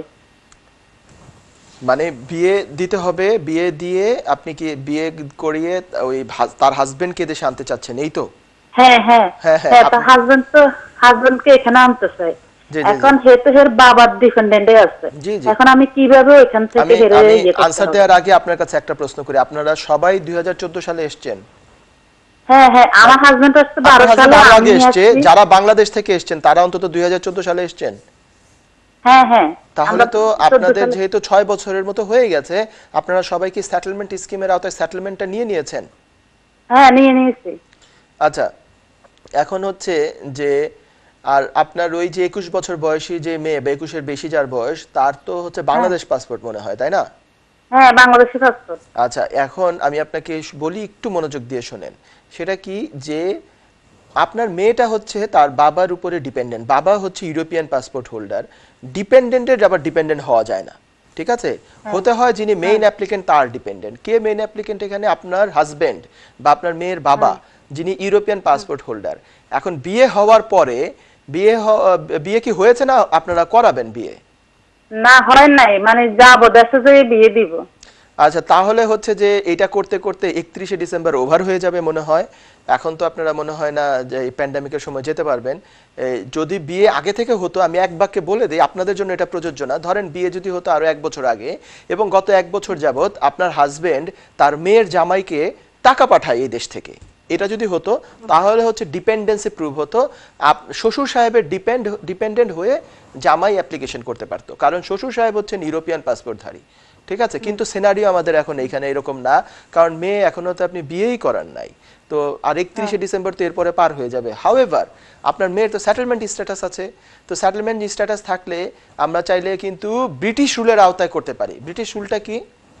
আপনার মেয়ের ইনকাম থাকা লাগবে 18,600, কারণ সে এই দেশে এখন সেটেল পারসন মানে ওই যে এই দেশে বিভিন্নভাবে মানুষ যারা আইএলআর পায়, 10 বছর পূর্ণ করে আইএলআর পায়, কেউ ওয়ার্ক পারমিটে 5 বছর পূর্ণ করে আইএলআর পায়, ওনারা যেভাবে এখন আইএলআর পাওয়ার পরে তার যে পজিশন, আপনার মেয়ের পজিশনও কিন্তু একরকম তাই সেটেলমেন্ট পাওয়ার পরে। তো একজন সেটেল পারসন চাইলে বিয়ে করে তার হাজবেন্ড বা ওয়াইফকে আনতে পারে। তো এখানে ইনকামের রিকোয়ারমেন্টস আছে ব্রিটিশ লয়ের আওতায়, সেটা হচ্ছে 18,600 ইনকাম। তার মানে কি আপনার মেয়েকে কাজ করতে হবে। আপনি বলেছেন পার্ট টাইম কাজ করে, তো পার্ট টাইমে অ্যাকচুয়ালি হবে না, আর অন্য কেউ কাজ করলেও এখানে হবে না। তো কাজ ওনাকে করতে হবে আরো বেশি করে, 18,600 ইনকাম তার থাকতে হবে। তারপরে তার হাজবেন্ডকে বাংলাদেশে একটা ইংলিশ ল্যাঙ্গুয়েজের পরীক্ষা দিয়ে পাশ করতে হবে। পরীক্ষার নাম হচ্ছে A1, লেভেলের নাম হচ্ছে A1, আর পরীক্ষার নাম হচ্ছে IELTS। তারপরে তো যে বিয়ের সার্টিফিকেট লাগবে, বিয়ের ছবি টবি লাগবে, ঘরের এখানে টেনেন্সি এগ্রিমেন্ট বা কাগজপত্র লাগবে, তারপর তারা যে সবসময় যোগাযোগ করে হাজব্যান্ড ওয়াইফ, এগুলোর প্রুফ লাগবে, হোয়াটসঅ্যাপ ভাইবারের কপি টপি এগুলো লাগবে। তো ব্রিটিশ রুলের আওতায় সম্ভব, আপনি ইউরোপিয়ান রুলের আওতায় নিয়ে আর চিন্তা ভাবনাই করেন না। আপনি শুধু আপনার মেয়েকে 18,600 ইনকামের জন্য এখন তৈয়ার করেন, উনি যাতে, এখন জানি কাজ পাওয়াটা খুব মুশকিল, তারপরেও যদি পান 18,600 ইনকাম যদি ওনার হয়, তাহলে ওনার হাজবেন্ডকে পরবর্তীতে উনি মানে স্পন্সর করে আনতে পারবেন। আপনি বুঝতে না, পেরেছেন? আমরা তো হে তো বাপের ডিপেন্ডেন্টে আছে এখনো। শুনুন, আমি বলি, হে আমাদের অ্যাড্রেস ইউজ করে, এর বাবার অ্যাড্রেস ইউজ করতেছে, সবকিছু ইউজ করতেছে। এখন এর যদি আমরা বিয়ে দিই, বিয়ে দেওয়ার পরে এর হাজবেন্ড আনতে হইলে সে আমাদের অ্যাড্রেস কিভাবে ইউজ করবো, বা এর বাবার ডিপেন্ডেন্টে কি থাকতে পারবো না না থাকতে পারবে, এটা একটু আমার বুঝে দিতেন। যে থাকতে পারবে, বাবার সাথে বা ফ্যামিলির সাথে থাকতে পারবে না এরকম কোনো আইন নাই তো ব্রিটিশ রুলের মধ্যে। আমি তো এখন ব্রিটিশটা নিয়ে কথা বলছিলাম, আমি আর ইউরোপিয়ানটা নিয়ে কেন বলছি না, ওটা নিয়ে কথা বলে লাভ নাই, আমাদের হাতে সময়ও নাই। বিয়ে করার পরে আবার আপনার হাজবেন্ডকে বহুদিন ওনাকে টাকা পাঠাতে হবে, এইগুলো করতে করতে আপনারা সময় পাবেন না ইউরোপিয়ান লয়ের আওতায়। আমি শুধুমাত্র ব্রিটিশ ল নিয়ে এখন বলছি আপনাকে। বাবার সাথে যদি আপনার মেয়ে থাকে তাতে কোনো অসুবিধা নাই, এবং তার সেটেলমেন্ট স্ট্যাটাস আছে। ওনার বাবার সাথে উনি থেকে উনি যদি 18,600 ইনকাম করে এবং বাবার এই যে আপনাদের এই বাসায় আপনার মেয়ের জামাই এসে থাকতে পারবে এরকম যদি জায়গা থাকে, মানে আপনার ওই মেয়ে অন্তত একটা ডাবল রুম আছে ওই মেয়েটা এবং মেয়েটার জামাইয়ের জন্য, হাজবেন্ডের জন্য, এবং আপনারা বাকি সবাইও থাকতে পারেন, তাহলেও কোনো আইনগত কোনো অসুবিধা নাই। আমাদের বেনিফিটে তো কোনো সমস্যা হবে না, আমরা তো আপনাদের বেনিফিটে, হ্যাঁ আপনাদের বেনিফিটে কি সমস্যা? আপনাদের বেনিফিটে সমস্যা হবে না, কারণ ইউকের বেনিফিটের ল অনুযায়ী আপনার এই মেয়ের ইনকাম নিয়ে কোনো আপনাদের মাথা ব্যথার কিছু নাই। কারণ হচ্ছে 18-র বেশি তার বয়স, 18-র নিচে এবং আপনার হাজবেন্ডের এবং আপনার ইনকাম এইগুলা কাউন্টে নেওয়া হবে। 18-র নিচে যারা তারা তো কাজই করছে না হয়তো, কিন্তু আপনার এবং আপনার হাজবেন্ডেরটা নেওয়া হবে। আপনার এই বড় মেয়েরটা যার বয়স 21-এর বেশি তারটা ইউকের বেনিফিট সিস্টেমের আওতায়, তারটা ইনকাম কম বেশি এগুলার কিছুই আপনাদের অ্যাপ্লিকেশনে এমনিতেও আসে না। ঠিক আছে? আপনি যদি কনফিউশন থাকে, কারণ এটা আপনারা এতদিন ইউরোপিয়ান ক্যাটাগরিতে ছিলেন, এখন আমি মেয়েটার ব্যাপারে পরামর্শ দিচ্ছি যে ব্রিটিশ রুলের আওতায় অ্যাপ্লাই করেন, কাজেই আপনাদের এই জিনিসটা নতুন মনে হতে পারে। তা আপনি কোনো সলিসিটারের সাথে দেখা করে আপনি বলেন যে টিভির এই যে সলিসিটার মোহাম্মদ সেলিম উনি বলেছেন যে আমার মেয়েকে ব্রিটিশ রুলের আওতায় অ্যাপ্লাই করে আমার তার হাজবেন্ডকে আনার কি কি করতে হবে, তাহলে আপনাকে আরো সুন্দর করে বলে দিবে। আমিও আপনাকে বলে দিলাম, কিন্তু সামনাসামনি দেখা করে চাইলে আরো বড় আরো বিস্তারিত জানতে পারেন। আচ্ছা, আরেকটা প্রশ্ন হলো ভাইয়া, আমার একটা মেয়ের 15 বছর, সে সেটেলমেন্ট পাইছে। এখন অনেকেই বলে যে রেজিস্ট্রেশন করে রাখার জন্য হোম অফিসে ব্রিটিশ পাসপোর্ট সামনে পাওয়ার জন্য, সবাই অনেকেই বলে, আমি শুনতেছি। এখন কি আমরা রেজিস্ট্রেশন করব? জন্মটা তো ইউকেতে না, তাই না? এই মেয়ের জন্ম কি ইউকেতে হয়েছে? না না না না, ইউকেতে না, ওর জন্ম বাংলাদেশে 2014 সালে। তো 15 বছর বয়স যে সে অন্য দেশে হয়েছে। তবে সে যদি 6 বছর যাবত এই দেশে থাকে, সেটেলমেন্ট পাওয়ার পরে এবং আরো এক বছরের পরে, অথবা ইউরোপিয়ান ক্যাটাগরিতে টোটাল 6 বছর, এবং যখন অ্যাপ্লাই করবে তখন যদি তার সেটেলমেন্ট থাকে তাহলে ব্রিটিশ সিটিজেনশিপের জন্য অ্যাপ্লাই করতে পারে। কিন্তু সে যেহেতু মাইনর, মানে 18 বছরের নিচে, সে একা তার রাইটে অ্যাপ্লাই করতে পারবে না, তাকে করতে হবে আপনাদের সাথে একসাথে। যদি 18-র কম তার বয়স হয়, আপনারা হাজবেন্ড ওয়াইফ কেউ না কেউ অন্তত পক্ষে অ্যাপ্লাই করতে হবে ব্রিটিশ সিটিজেনশিপের জন্য, তখন আপনারা তারটা করাতে পারবেন আপনাদের সাথে। আপনারা কেউ করবেন না, শুধু সে যদি করে এবং তার জন্ম যদি এই দেশে না হয়ে থাকে তাহলে অ্যাপ্লিকেশন রিফিউজ হবে, ব্রিটিশ সিটিজেনশিপ হতে পারবে না। না, বলতেছে যে আপনার রেজিস্ট্রেশন করার জন্য। আমি ব্রিটিশ সিটিজেনশিপের রেজিস্ট্রেশনের কথাই বলছি। এটা যারা মাইনর তাদের রেজিস্ট্রেশনই হয়। মাইনর বলতে 18-র নিচে যারা, আন্ডার এজ যারা, তাদেরটার অ্যাপ্লিকেশনের নাম হচ্ছে registration as a British citizen, আর যারা 18-এর উপরে তাদেরটার নাম হচ্ছে naturalisation application as a British citizen. তা আশা করি আপনি বুঝতে পেরেছেন। তো এই বাচ্চার আপনি এখন করতে পারবেন না, সোজা কথা আমি বলে দিচ্ছি। ঠিক আছে দর্শক, আমি চলে যাই পরবর্তী কলারের কাছে। কে আছেন লাইনে? আপনার প্রস্তুতি করুন প্লিজ। হ্যালো হ্যালো হ্যালো, আসসালামু আলাইকুম। ওয়ালাইকুম আসসালাম। আমি একটু আমার আন্টির জন্য একটু কথা বলবো, যে উনি ব্রিটিশ সিটিজেনশিপ, এবং উনি লাইক দিস ইয়ার উনি আর কি ওনার একটা অসুখ ধরা পড়ছে, যে ওনার একটু ইমিউনি সিস্টেমের সিরিয়াস অসুখ, ক্যান্সার হইতে পারে অথবা ডিসেবল হয়ে যেতে পারে। তো উনি এখন জব করতেছে না, উনি আগামী বছর বাংলাদেশে চলে যাবেন, কিন্তু উনি বেনিফিটই আছেন। উনি ওখানে গেলে কি, কারণ এখানে তো খুব ভালো ব্যবস্থা নাই, ওনার হাজবেন্ডও নাই, ফ্যামিলিও নাই এখানে বাংলাদেশে, তো ওখানে গেলে হয়তো লুক আফটার ভালো হবে, ফ্যামিলি মেম্বার আছে কিছু, তো উনি ওখানে গেলে কি বেনিফিট পাবেন? না, বেনিফিট তো উনি পাবেন না। উনি পেনশন, যদি পেনশন, ওনার বয়স কত? ওনার বয়স 52 বছর। না, উনি তো নিশ্চয়ই এখনো পেনশন পান না। তো ওনার বেনিফিট তো স্টপ হয়ে যাওয়ার কথা, বেনিফিট স্টপ হয়ে যাবে উনি যদি দেশে যান। কিন্তু ব্রিটিশ সিটিজেন হলে পাবে না ওখানে? না, পেনশন যদি হয় পেনশনটা শুধু পাওয়া যায়, বেনিফিট পাওয়া যায় না। ঠিক আছে দর্শক? হ্যালো, উনি আনফরচুনেটলি উনি দেশে ইউকের বাইরে থাকলে লম্বা সময়ের জন্য উনি বেনিফিট আর ওখান থেকে উনি মানে ছুটে যাবেন আর কি, ওনার বেনিফিট আর উনি পাবেন না। তো আশা করি আপনি প্রশ্নের উত্তরটা পেয়েছেন। পরের কলারের কাছে চলে যাই। কে আছেন লাইনে? আপনার প্রশ্নটি। হ্যালো হ্যালো হ্যালো হ্যালো, জি আপনার প্রশ্নটি কোন দর্শক? শুনছি। আসসালামু আলাইকুম। ওয়ালাইকুম আসসালাম। জি ভাইয়া, আমার দুটো প্রশ্ন ছিল। করেন। যে 31 তারিখ তো ব্রেক্সিট হইবে, জি তো আয়ারল্যান্ডটা কি যাওয়া কি যাইবে 31 তারিখের পরে? হ্যাঁ, আয়ারল্যান্ড থেকে আসা যাওয়া করা যাবে। একমাত্র একটা কান্ট্রি, রিপাবলিক অফ আয়ারল্যান্ড, সেটা থেকে ইউকে তে আসা যাওয়া যেটা, সেটা কিন্তু যে ভিসা ফ্রি থাকবে। ইউকের পিপল ওখানে যেতে পারবে, ওখানকার পিপল এখানে আসতে পারবে। কারণ এটা ইউরোপিয়ান ইউনিয়নের সাথে সম্পর্ক না, এটা 1921 সালে, আজ থেকে প্রায় 99 বছর আগে, 1921 সালে যখন আয়ারল্যান্ড স্বাধীন হয়ে যায়, রিপাবলিক অফ আয়ারল্যান্ড, তখন ইউকের সাথে ট্রিটি হয় বা সাইন হয় যে এই দুই দেশের ফ্রি মুভমেন্ট থাকবে। আমাদের লোক ওখানে যেতে পারবে, ওখানকার লোক এখানে আসতে পারবে, কাজও করতে পারবে। আর কিছু প্রশ্ন দর্শক? দর্শক মনে হয় লাইন থেকে চলে গিয়েছেন। পরবর্তী কলারের কাছে যাচ্ছি। কে আছেন লাইনে? আপনার প্রশ্নটি কোন প্লিজ। হ্যালো হ্যালো, আসসালামু আলাইকুম। ওয়ালাইকুম আসসালাম। আমার দুটি প্রশ্ন আছে। জি করুন। প্রথম প্রশ্নটা হচ্ছে যে লাইফ ইন দ্য ইউকে কি 31 ডিসেম্বরের পরে চেঞ্জ হয়ে যাবে পরীক্ষার সিস্টেমটা? সম্ভবত এটা on the face of it যেটা মনে হয় যে যেহেতু ইউরোপের সাথে আমাদের ফ্রি মুভমেন্ট কমপ্লিটলি চেঞ্জ হয়ে যাবে, আমাদের অনেক কিছুতে চেঞ্জ আসবে, বিজনেসে, ইম্পোর্টে, এক্সপোর্টে, এগুলোতে চেঞ্জ আসবে। লাইফ ইন দ্য ইউকের নতুন ভার্সন আসার কথা। ঠিক আছে? তো এখন যদি লাইফ ইন দ্য ইউকেটা দিয়ে দেয়, আবার কারো যদি যে সেটেলমেন্টের সময় B1 কি লাগবে? হ্যাঁ, লাইফ ইন দ্য ইউকে এবং B1 দুটাই লাগে। আর লাইফ ইন দ্য ইউকে কেউ যদি এখন দেয় কিংবা অতীতে দিয়ে রেখেছে, সেই লাইফ ইন দ্য ইউকে কিন্তু life long valid. Life in the UK কোনো এক্সপায়ারি ডেট হয় না। ঠিক আছে? তবে দিতে পারবে। হ্যাঁ, লাইফ ইন দ্য ইউকে এখন দিতে পারবে। B1 চাইলে যখন ইচ্ছা তখন দিতে পারবে, সেটেলমেন্ট অ্যাপ্লিকেশন করার আগে। ঠিক আছে? সেটেলমেন্ট অথবা সিটিজেনশিপ যেখানে ব্যবহার করুক না কেন। আমি বুঝে গিয়েছি যে ব্রিটিশ রুলের আওতায় উনি indefinite leave to remain application হয়তো করবেন। এটা আপনি বলছেন যে এখন লাইফ ইন দ্য ইউকে উনি দিলে কোনো অসুবিধা কিনা, কারণ আপনার যেটুকু আপনি নলেজে আপনার আছে যে 31 ডিসেম্বরের পরে নতুন বছরে লাইফ ইন দ্য ইউকের কিছু নতুন ভার্সন আসতে পারে। লাইফ ইন দ্য ইউকের যে বুক, সেটা নতুন ভার্সন আসতে পারে। কথাটা ঠিক, আমাকে চেক করা লাগবে। কারণ হচ্ছে যে ব্রেক্সিটের ব্যাপারে কিছু কোয়েশ্চেন তো ওখানে থাকে ইউরোপিয়ান ইউনিয়ন সংক্রান্ত, তো সেগুলো তো তখন আর থাকবে না। তো আশা করি আপনি উত্তরটা পেয়েছেন। আমি চলে যাই পরবর্তী কলারের কাছে। কে আছেন লাইনে? আপনার প্রশ্নটি করুন।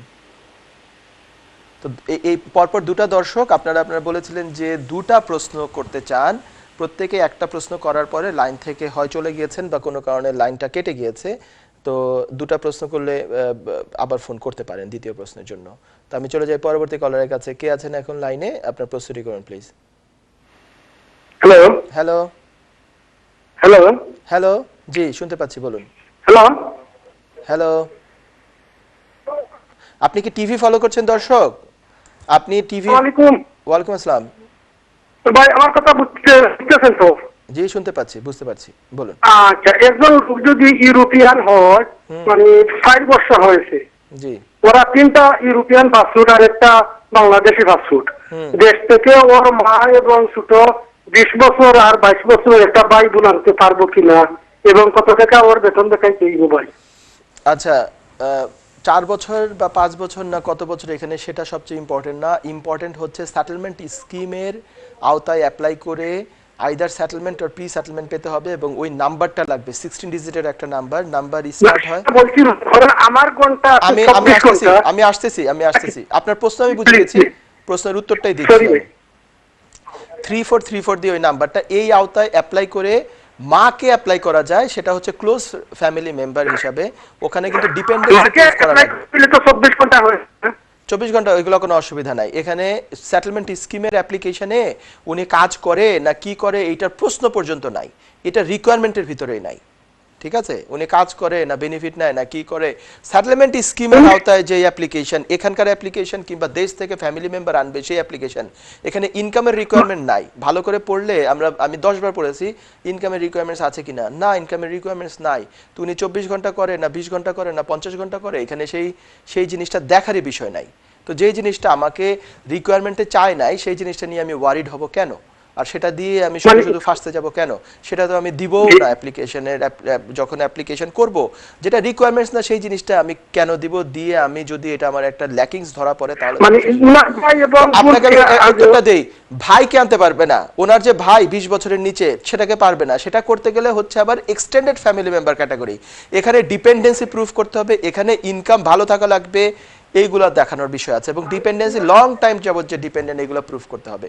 আর মাকে আনতে গেলে সেখানে হচ্ছে ডাইরেক্ট ফ্যামিলি মেম্বার বা ক্লোজ ফ্যামিলি মেম্বার বলা হচ্ছে, এই ট্রানজিশনাল অ্যারেঞ্জমেন্ট যেটা সেটেলমেন্ট স্কিমের আওতায়, সেটায় মাকে ডিপেন্ডেন্সি প্রুফ করতে হবে, যে অন্তত কয়েক মাস যাবত টাকা পাঠায় সেটা প্রুফ করতে হবে, কিন্তু এর চেয়ে বেশি আর কিছু প্রুফ করতে হবে না, রিলেশনশিপ প্রুফ করা লাগবে।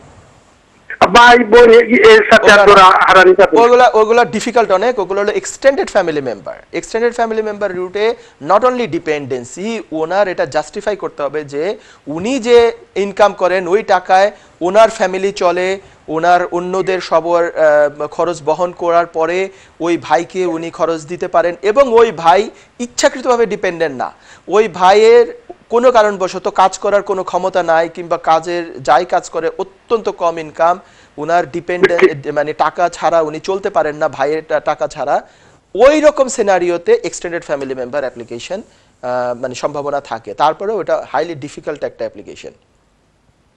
ঠিক আছে দর্শক, মায়ের জন্য ইজিয়ার, আশা করি আপনি বুঝতে পেরেছেন। তো আমি আশা করি আপনাকে আমি প্রশ্নের উত্তরটা দিয়েছি। মায়েরটা হবে এক রুট, সেটেলমেন্ট স্কিমের আওতায় ক্লোজ ফ্যামিলি মেম্বার অ্যাপ্লিকেশন, ওখানে ইনকাম নিয়ে কোনো ঘাটাঘাটি করতে হয় না। আর ভাইয়েরটার জন্য ডিফারেন্ট ক্যাটাগরির application, which is highly difficult এবং হাইলি আনলাইকলি যে ওই অ্যাপ্লিকেশন গ্রান্ট হবে। আশা করি প্রশ্নের উত্তর পেয়েছেন। সুপ্রিয় দর্শক মণ্ডলী, এই ছিল আজকের অনুষ্ঠানের সর্বশেষ কল, কারণ আগামী 1-2 মিনিটের ভিতরে আমাকে অনুষ্ঠান শেষ করতে হবে। টাইম খুব দ্রুত চলে যায় আমি জানি, অনেক কলার লাইনে থাকেন এখনো আমি জানি আছে। তো আপনারা চাইলে ইমেল করতে পারেন, আমি ইমেলে ইনশাআল্লাহ রিপ্লাই দেই এবং দিব। এবং আপনার চাইলে আপনারা ফেসবুকে যে লাইভ চলে বা ফেসবুকে থাকে, এনটিভি ইউরোপের পেজে থাকে, আরও অন্যান্য অনেকগুলো পেজেও শেয়ার হয়, সেখানে গিয়েও যদি কমেন্টসে আপনি প্রশ্ন করেন আমি চেষ্টা করব অ্যাকোমোডেট করার জন্য, আনসার দেওয়ার জন্য। অথবা যদি একান্তই সরাসরি ফোনে কথা বলতে চান আগামী অনুষ্ঠানে আবার ট্রাই করবেন ইনশাআল্লাহ। সুপ্রিয় দর্শক মণ্ডলী, অনুষ্ঠান শেষ করব। শেষ করার আগে ভালো খবর একটা দিয়ে নেই, সেটা হচ্ছে যে গত 1-1.5 সপ্তাহ আগে যেটা অক্সফোর্ড টিম যে করোনা ভাইরাসের যে ভ্যাকসিন বাজারজাত করতে যাচ্ছে, বলা হচ্ছে যে this is the best one. কারণ হচ্ছে যে এটা প্রাইস খুব কম, এটা বলা হচ্ছে যে একটা কফির চেয়েও কম দাম, আন্ডার 3 পাউন্ডস, 3 পাউন্ডেরও কম, 2.5-3 পাউন্ডের মতো এটার কস্ট বা খরচ, এবং হচ্ছে এটা যে কোনো টেম্পারেচারে রাখা যায়। এবং আরও বলা হচ্ছে যে এটা বয়স্কদের জন্য আরও বেশি এফেক্টিভ। সো এই হিসাবে এক্সপেক্ট করা হচ্ছে যে ইউকের এই ভ্যাকসিনটা সারা বিশ্বে মিলিয়ন ভ্যাকসিন লাগবে। তো it's a very good news আলহামদুলিল্লাহ যে ইউকে ফাইজার মার্কেট করা শুরু করতে যাচ্ছে। তারপরে মডার্না নামে একটা কোম্পানি, আমেরিকান, এরা দুইজনই, তাদের ফাইজারের যে ভ্যাকসিন সেটার প্রাইস হচ্ছে ইউকের পাউন্ডের দামে প্রায় 20 পাউন্ড, আর মডার্নারটার প্রাইস হচ্ছে নিয়ারলি 30 পাউন্ড।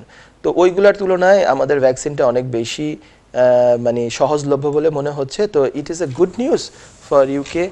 সারা বিশ্ব এটা থেকে ফায়দা পাবে, স্পেশালি অনেক দরিদ্র দেশগুলো আছে যারা বেশি পয়সার ভ্যাকসিন নিতে পারবে না, তাদের জন্য আমি চাই যে আমরা সবাই চাই যে তারা যাতে এই ভ্যাকসিনগুলো পায়। তো সুপ্রিয় দর্শক, সবাই ভালো থাকবেন, সুস্থ থাকবেন। আগামী অনুষ্ঠান দেখার আমন্ত্রণ জানিয়ে আজকের মতো এখানে বিদায় নিচ্ছি। আসসালামু আলাইকুম।